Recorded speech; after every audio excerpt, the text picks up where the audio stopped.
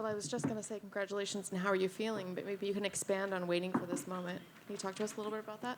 I've been feeling pretty good since leaving that cage, and I see a lot of fighters. I see a lot of my friends who fight up here, and I never got the chance to get up here. And it feels really good right now to see all these faces here, and all the eyes are on me right now. And I worked really hard to get here, and this is a good feeling.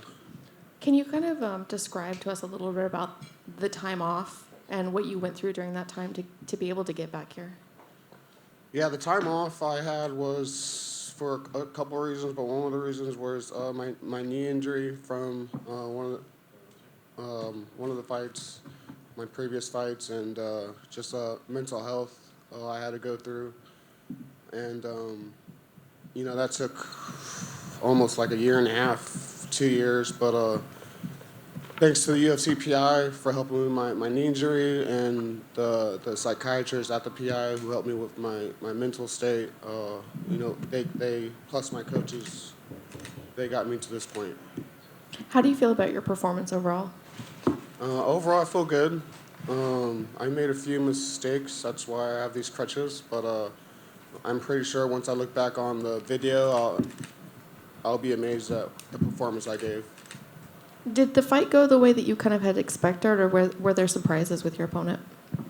I was actually surprised that he was still up after a few bangs that I gave him. Dude's got a hard head, and I'll give him credit for keeping in the fight for all 3 rounds. Was there any pressure going into this fight that this could be win or be cut?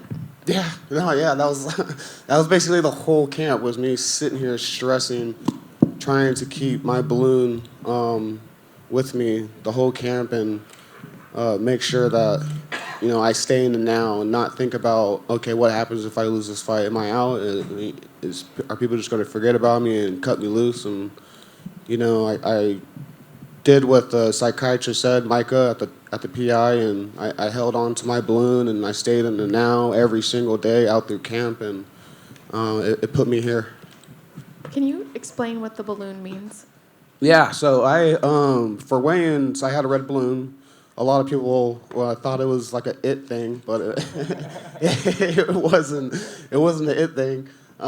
Mike at the UFC PI taught me, besides a few breathing techniques, he taught me how to hold on to my balloon. For me, and a lot of people, when we think about the past or we think about the future, we get anxiety. My hands personally start to sweat.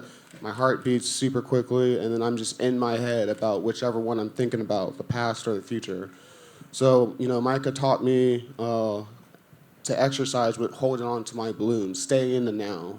And whenever I still exercise it to this day, and if I'm thinking about the past or if I'm thinking about the future, I now can feel that and knowingly know, okay, I can feel my heart start to beating, my hands are getting a little bit sweaty, let me hold on to my balloon, and let me make sure I'm in the now, which is right now. I'm talking to you guys, I'm having a good time, I'm not thinking about the next fight, I'm not thinking about the loss that I had last time, and I'm just right here. And after that amazing explanation, I'm going to ask you, what's next? Right now, we're going to get these injuries checked out first. That's the most important thing, to make sure we can get back out here. And then, go party out in Arizona. Thank you so much. Thank you. Turn over here on this. You said there were a couple of mistakes, and that's kind of why you have the crutches right here. What's specifically in there and the mistakes you made, and how are you feeling physically? Like, what's hurting right now? Legs, a little bit. Maybe the takedowns, but I mean, those are kind of natural. Like, my knee's going to hit the ground no matter what off of a takedown. But I should have been checking some kicks that he was throwing, and I didn't. Like, one check, I know I felt like the third, maybe the second or third round, I checked a kick, but and the head, like, he was throwing a lot of 3s and 4s, and we were trying to practice on those, like, make sure we watch out for those 3s and 4s. And he cracked me a few times. In the first round, you were throwing a lot of side kicks, and I think you even threw like 3 or 4 wheel kicks. And even Joe Rogan was like, I don't think I've seen anyone throw this many wheel kicks in the first round right out the gate. So was that part of the game plan, or just in the moment? Daniel Cormier might have said you were a little excited to get back in there, and that's where all these wheel kicks were from. Is that just part of the actual game plan, though? I've done Taekwondo when I was like 10 or 11, and that's always been in my game. I just never showed it. That's all.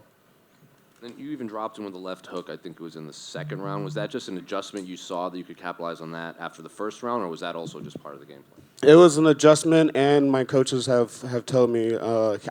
We both knew that he was ready for my right hand, and it was obvious that he was dodging my right hand.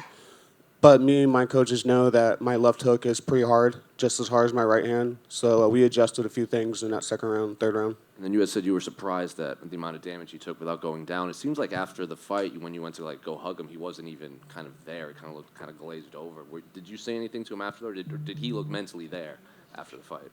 Somewhat, yeah. I kind of felt that he kind of gave up at like that last round, and as you know, the minutes started ticking down, especially when I hit him hard the last few times. I knew that was it for him. But yeah, after the third bell, I can kind of see that he was down about it. And I mean, it happens. The dude's 10-2 now. I mean, he still has a good record. I think he's 30. Like, he still has a future here. Losses hurt. I've had a devastating loss before this fight, and I'm up here now. So if he can hold on to his balloon and come back, he'll come back stronger. Hey, Journey, congrats on the win. You look like Shawn Michaels out there with all those side kicks. But Fernie was leaning heavily on that lead leg. It seemed like you started to chop down on that in the second round. Was that something your corner noticed after the first round? And is that something that they advised you to do, chop down on that lead leg? We were planning on that for camp. We were doing that with camp. But I'm a hard-headed listener, and I have to be told like 1,000 times. So coach told me during the first and second round, chop that leg. And at some point I listened, I guess.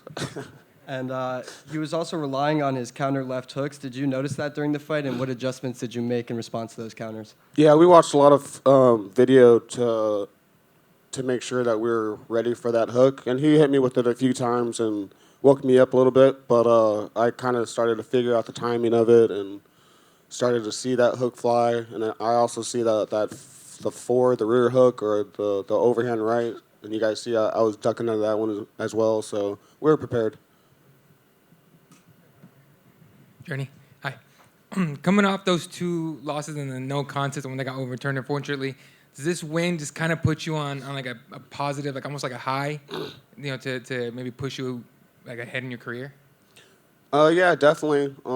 Especially another win over Texas. That feels great over Texas because they're the one who took that one away from me. But no, this solidifies that I beat 2 Texas guys, and that first one shouldn't have been overturned in the first place. Like, that was a dominant win, and it should have been overturned over some marijuana penalty that I wasn't even high over. Like, it wasn't like I was sitting here smoking backstage.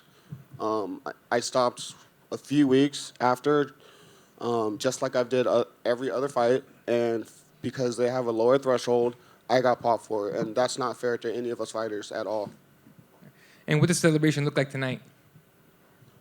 Say again? What does the celebration look like for you and your family, your team tonight? I'm pretty sure I won't remember tomorrow. But it's gonna be a good win. It's gonna be a good celebration. Thank you, guys.